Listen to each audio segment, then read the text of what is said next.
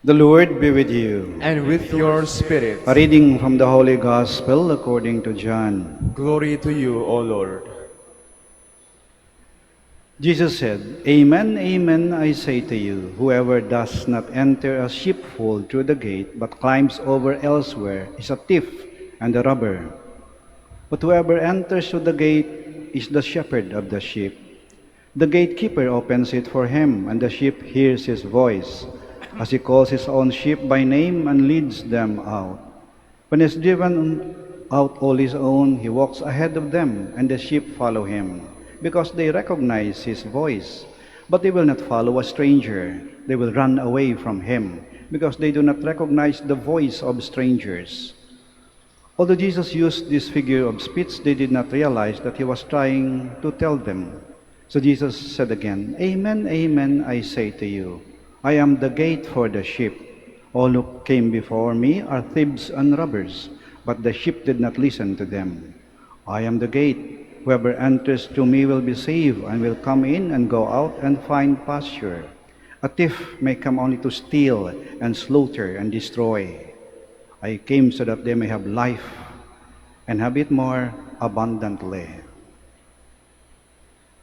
The Gospel of the Lord. Praise to you, Lord Jesus Christ.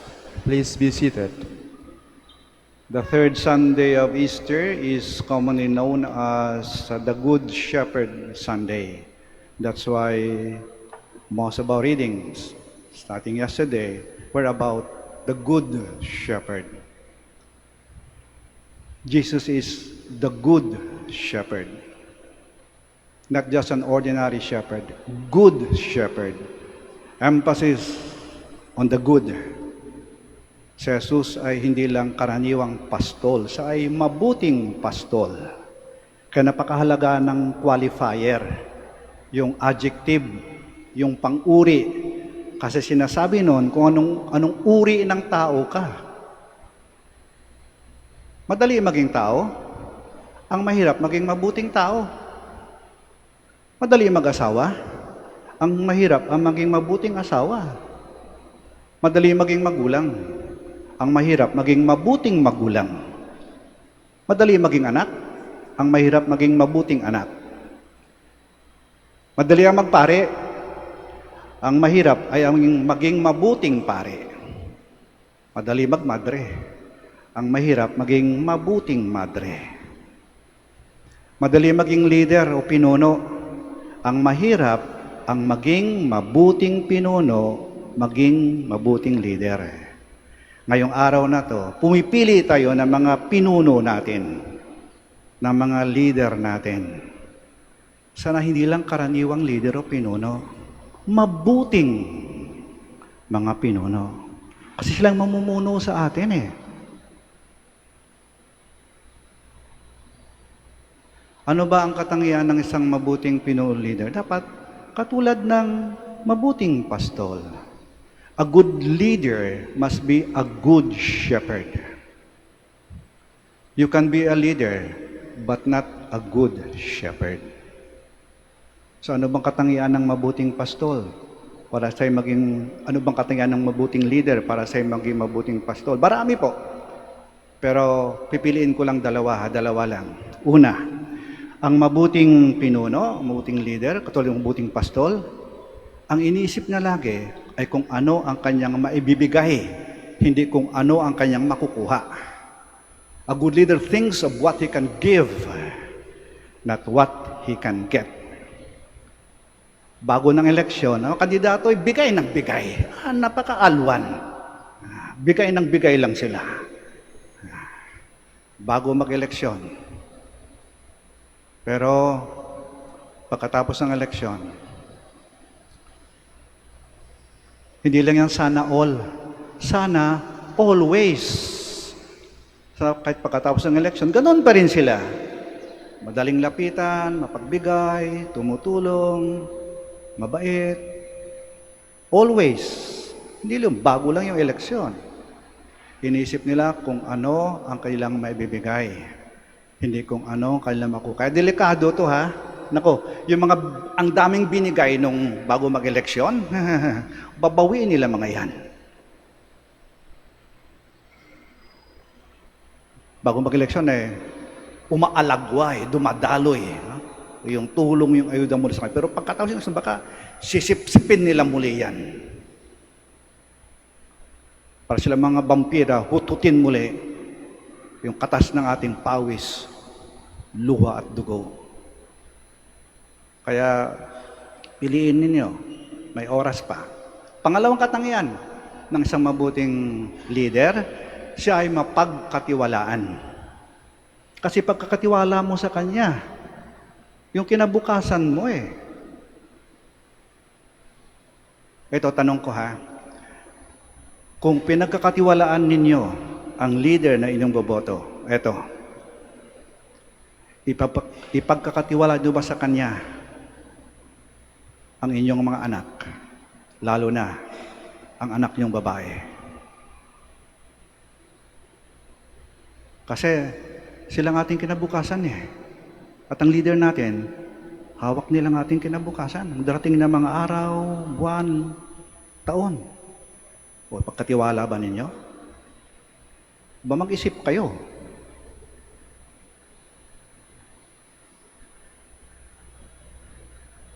May 4 na batayan ako bago pumili ng leader. Hindi dahil sa utang na loob. Kasi minsan, marami siyang binigay sa akin May isang inabot May ginawa siya, may tinulungan siya, pero utang na loob. Kung paano kung corrupt yan, kung masama yan? Hindi dahil sa utang na loob.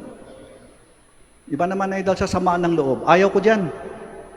Hindi binigay yung ningi ko Hindi tinulungan yung kamag-anak ko makapasok sa trabaho Hindi naayos yung kalsada namin Ayaw ko dyan. Sama loob ko dyan. Sama ng loob. Ikatlo, wala lang sa loob. Wala lang.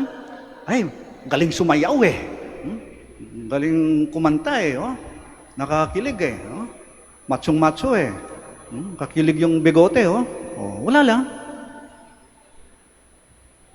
Pero yung tunay talaga dapat, yung bukal sa loob. Ibig sabihin, talagang pinag-isipan, pinagdasal natin ng gusto. Pinagdasal natin ng gusto. Bisa may tatanong sa akin, Father, bumoto na ako Yan. Bumoto na ako. Sinong binoto nyo? Sagot ko ay, secret. Secret. Dapat lang kasi yung ating boto, sekreto at sagrado. Our vote must be secret and sacred. Sekreto at sagrado. Kaya tinatakpan natin May cover habang sumusulat tayo. Walang dapat makaalam yan. Hindi mo pinangalandakan yung binoto mo. Dapat Diyos ang nakakaalam. Kaya sagrado Bakit? Diyos ang nagbigay ng karapatan sa atin upang bumoto. It's a sacred right. Ako kanina, nang sinusulat ko yung mga pangalan ng binoboto ko, susulat kong ganon. Tinaas ko, Lord, okay na ba to sa'yo? Itong mga pangalan na binoto ko, matutuwa ka ba rito? Tanggap mo ba to? Magustuhan mo ba to? Ako at ang Diyos lang nakakaalam. Sana masabi nyo rin yan bago kayo bumoto. Bago nyo ihulog dun sa yung masin, yung balota, sabihin nyo, Lord, okay ba to sa'yo? Tanggap mo ba to? Matutuwa ka ba rito? Huwag kayo magkunwari kasi kung binoto nyo yung demonyo, magliliyab yung boto nyo. Yung balota nyo. Maring may magsabi, Father, gusto ko sana sa boto, kaya lang mukhang hindi mananalo No. It's not winning or losing. It is about exercising our sacred duty. At alam nyo ito pag kayo'y bumoto ng wasto, yung binoto nyo ay yung alam nyong yan ang gusto ng Diyos, panalo kayo. Talo o manalo man ng kandidato ninyo, panalo kayo. Bakit? Kasi naging mabuti kayong tao. Naging mabuti kayong tao. Kaya ngayong araw na to 1 oras lang. Ilang minuto lang yan sa ating pagpili ng wasto ng ating iboboto. Hilingin natin yung liwanag na galing sa Diyos, yung gabay ng Diyos, yung parabang ang dali ng Diyos ang may hawak sa ating kamay na sumusulat sa balota. At pag nagawa na yan, bumoto kayo ng wasto ayon sa kagustuhan ng Diyos, panalo kayo, naging mabuti kayong tao. Kaya nyo ba?